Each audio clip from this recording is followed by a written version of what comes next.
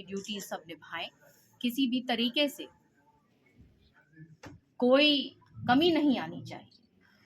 जो अच्छे काम करते हैं उनको बहुत हम अप्रिशिएट भी करते हैं, और जो काम जो ग्राउंड स्तर पे नहीं होगा और मेरे निगाह में वो चीज़ जब आएगी तो फिर उसके ऊपर कार्रवाई। बच्चों के पौष्टिक आहार में कुछ और ऐड ऑन करने की आप सोच रहे हैं, क्योंकि बच्चों में डेफिशिएंसी बहुत है विटामिन की आजकल दिखने जी को मिल रहा है। जी जी, खास तौर पे मैंने अभी ही आते ही मैंने कहा है कि विटामिन डी हमारे बच्चों के लिए और हमारी महिलाओं के लिए, क्योंकि ये एक ऐसी चीज़ है जो डेफिशिएंसी रहती है और उसमें हेल्थ का, क्योंकि ये एक हेल्थ रिलेटेड चीज़ है, तो अभी हेल्थ के जो वो पूरा की इसके ऊपर रिपोर्ट बना रहे हैं और मुझे वो सबमिट करेंगे कि किस तरीके से ये जो एक उसके फॉर्म में जिसको कहते हैं ना खाने के लिए विटामिन डी जो है उस फॉर्म में, ताकि हम दे सकें। मंत्री जी, बच्चे भारत का भविष्य होते हैं, लेकिन अगर लाइटों की बात करें तो वहाँ पे भीख मांगते छोटे बच्चे 10 से 5 साल के नजर आते हैं, गाड़ियाँ साफ करते नजर आते हैं, इसमें आप क्या? देखिए, सरकार प्रतिबद्ध है कि हमारे बच्चों के लिए बहुत सारी स्कीम्स हैं, और ख़ास तौर पे जो जहाँ तक ये जिसकी आप बात कर रहे हैं हमारे लोगों तक, करनाल में महिला एवं बाल विकास विभाग का कार्यालय है, 1 हफ्ते से लाइट नहीं है वहाँ पर। जानकारी ये मिली है कि बिजली का बिल नहीं भर पाए। ये मेरे नोटिस में आप अभी लाए हैं और इसके ऊपर तुरंत कार्रवाई करेंगे। हम एक किसान दिल्ली कूच करने का आह्वान कर रहे हैं, किस तरह देखते हैं, क्या कुछ कहना चाहेंगे?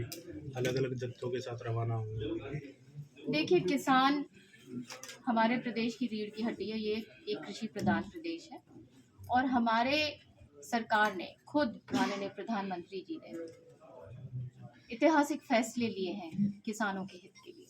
हमारा एक मात्र यही एक प्रदेश है जहाँ पे 24 फसलों के लिए एमएसपी दी जा रही है किसानों, और एक एक दाने की खरीद हो, ये माननीय चीफ मिनिस्टर साहब का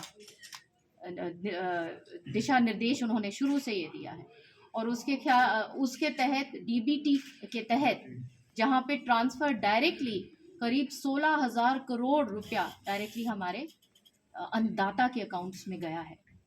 तो ये वो सरकार है। हम चाहते हैं कि हमारे किसान भाई जो हैं वो अपने आप को आर्थिक रूप से मजबूत वो समझें और हों, और उसी के लिए हम सब की सब प्रतिबद्ध हैं। कुछ अपील मंत्री करेंगे जी, किसानों से? कार्यक्रम पानीपत में किया गया था माननीय प्रधानमंत्री द्वारा बेटी बचाओ, तो माधुरी दीक्षित को बुलाया गया था उस समय, तो अब की बार भी कार्यक्रम ऐसा की तो कोई अभिनेत्री आ रही है?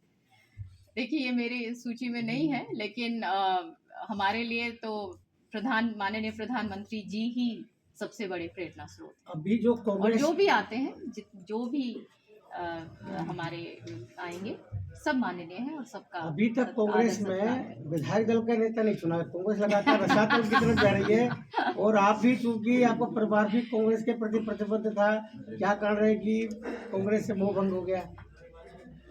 देखिए, कांग्रेस अगर इतनी अब रास्ते पे रहती तो इतने लोग कांग्रेस को क्यों छोड़ते? जी जी और खास तौर पे वो लोग जिन्होंने अपना जीवन लोगों के लिए दिया, जी जी।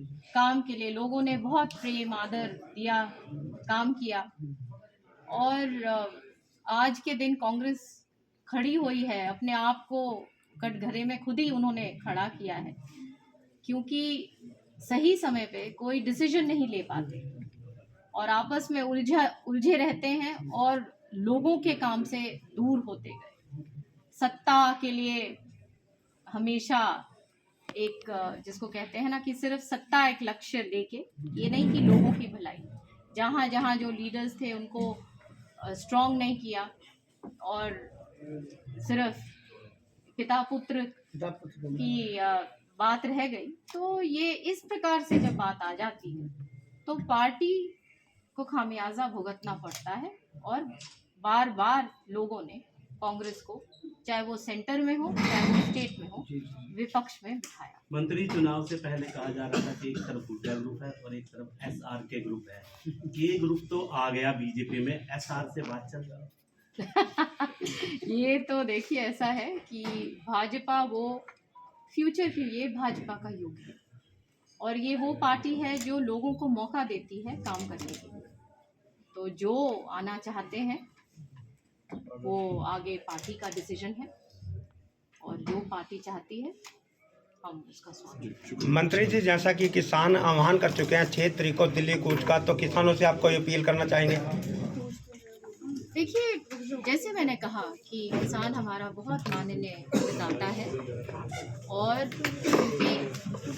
उनके लिए हमारी सरकार उनकी भलाई के लिए कि वो स्ट्रॉन्ग रहे, तगड़े रहें।